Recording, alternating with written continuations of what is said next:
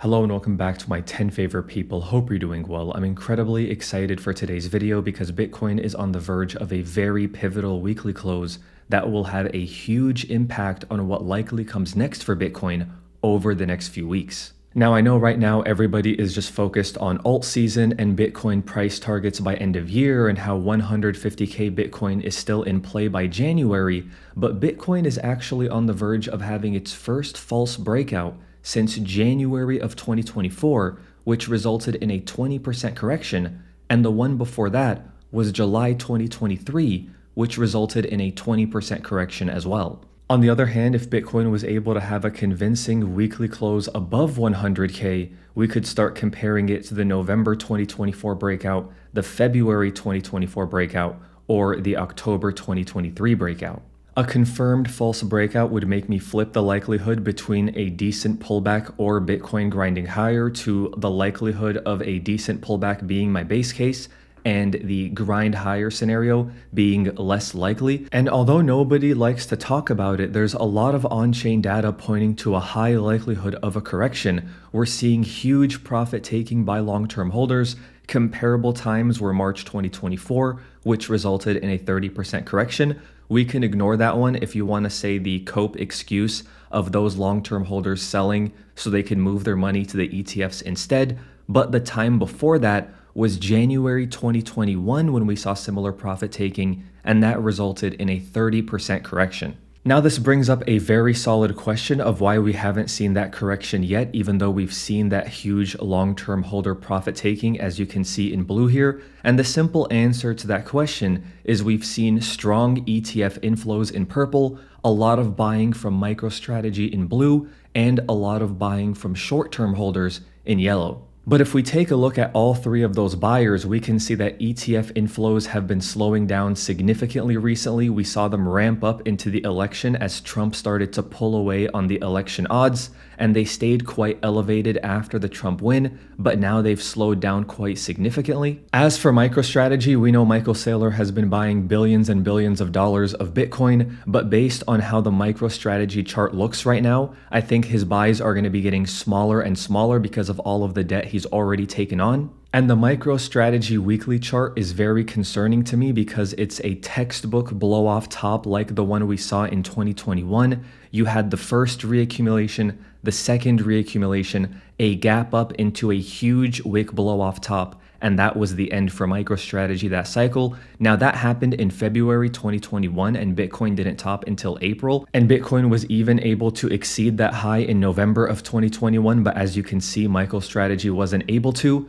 But the same way we had that reaccumulation 1, reaccumulation 2 gap blow off, here we can see something very similar where we had reaccumulation 1, reaccumulation 2, big gap into a huge wick blow off top. And I'm seeing everybody on YouTube and Twitter talking about infinite money glitch, which is a red flag as is. And I have been getting so many questions from friends and family that have no idea how MicroStrategy works and barely know how Bitcoin works on whether or not they should pile into this stock, which is usually not a promising sign for what's going to happen to it in the medium term. So that covers three of the buyers. The ETFs are starting to slow down. Michael Saylor is starting to slow down his buys as well. And that leaves the third party that's been absorbing a lot of this long-term holder selling, and that is retail investors. And usually we see retail investor demand skyrocket at local tops before corrections. We saw that happen in March 2024. We saw that happen once again in January 2024. And the recent demand jump from retail investors is above those previous two swing highs. So we'll see what happens. I know consensus right now is that Bitcoin can still rally into January and we can see an incredible alt season. And this chart has been going absolutely viral. And I have a lot of respect for Raw Paul. He's gotten this liquidity stuff incredibly right over the past 2 years. And I think liquidity is the main driver of Bitcoin's general direction. But I think it's very dangerous to make these very specific price and time predictions based on what global liquidity is doing, because we've seen Bitcoin bottom out a little bit earlier than global liquidity does. We've seen Bitcoin top out a little bit earlier than Bitcoin liquidity does. So everybody's sitting on their hands and patiently waiting to sell at the same time at the same price level because global liquidity says to do so is a very dangerous consensus view in my opinion. And speaking of dangerous, Bitcoin futures premium has hit an 8-month high, the highest level since March. We're seeing a lot of leverage being taken on by investors, and Bitcoin futures traders are willing to pay a 20% annualized premium for Bitcoin long exposure right now. We've been watching open interest for quite a while and how it is very elevated at record levels. And the really concerning thing is that right now, open interest in altcoins is double the open interest we see in Bitcoin, and every single time that has happened historically, the market has seen a 20 to 30% correction. And you can see this very clearly in the sentiment. We've been in extreme greed for almost 2 weeks now. These extreme greed periods usually don't last that long, usually a month or two max. The one time we saw it remain elevated for a while was late 2020, but the Fed was throwing a ton of stimulus at the economy. Everybody was piling into this market, and maybe we get something like that again. I would just be careful betting on that outcome too aggressively. And speaking of extreme market sentiment, there's a saying between traders that anytime you feel like you need to post your P&L, that's a great sign that you need to take profits. And Nayib Bukele, the president of El Salvador, has been posting screenshots of his Bitcoin gains all over social media with a unrealized P&L of $300 million. So I think the best case scenario we can hope for is that this is the shortened cycle scenario where we have some consolidation, maybe a big shakeout because of how extended leverage and sentiment has become, and we get one last rally into March, April 2025. I think it's incredibly unlikely this can carry on for another 12 months, but I'll be very happy if it does.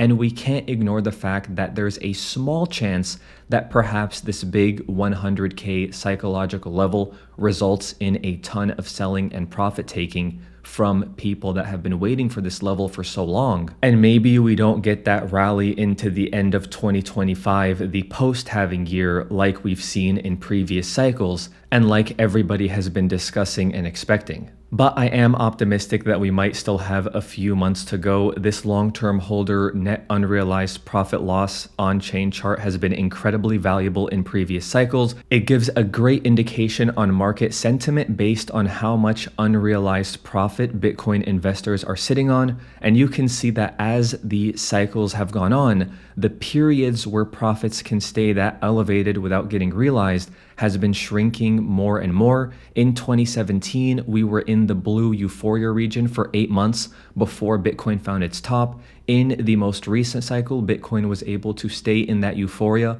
for about 4 months before Bitcoin found its top. And it's hard to see on this chart, but we just entered the blue euphoria region. So if that diminishing returns trend were to continue, we'd expect perhaps 2 months maximum, maybe 3 of that to happen again. And I know there's people saying super cycle. I know there's a non-zero chance we have a Bitcoin strategic reserve, and all of these previous cycle indicators don't matter anymore, but I think it's risky betting too heavily on that outcome occurring. But anyway, we'll see what happens. This weekly close for Bitcoin tonight will be the first piece of the puzzle on what likely comes next, and I will write about it tomorrow morning in my weekly report, as well as what I will be doing in my portfolio as a result of that weekly close.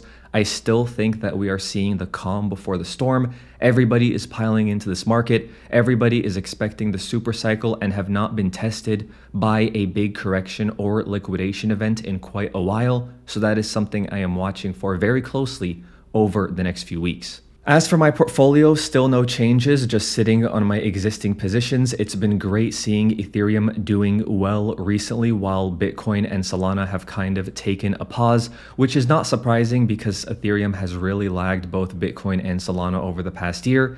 And with Bitcoin being close to 100K, I'm sure a lot of Bitcoin and crypto whales are rotating profits into the next largest asset, Ethereum, because it has a lot more upside potential than Bitcoin at current prices. And you're really seeing this starting to develop in investor sentiment. We've been seeing a huge surge in Ethereum ETF inflows over the past 2 weeks, even surpassing the Bitcoin inflows on certain days. We also have Ethereum crossing 4K for the first time since March, and I would really love to see a clean close above 4K before targeting higher prices. This is our next major resistance level. When we closed above 2,800, we targeted 3,400. Once we closed above 3,400, we targeted 4K, and that level has been hit. So until we get a close above that level, some consolidation and a correction here before going higher wouldn't surprise me. And maybe we get that meme inverse head and shoulders pattern that everybody loves to look for, which would coincide nicely with an overdue Bitcoin correction, but we'll have to wait for the weekly close on Ethereum before coming to any conclusions on what's more likely a breakout or a consolidation. But we have both Ethereum trying to close above a big psychological level at 4K and Bitcoin trying to close above a big psychological level at 100K. But it's a good sign that the Ethereum price targets are starting to come out. We have this one calling for 5K Ethereum based on fractals. We have this one calling for 7.6K Ethereum because it's poised to copy XRP's rally.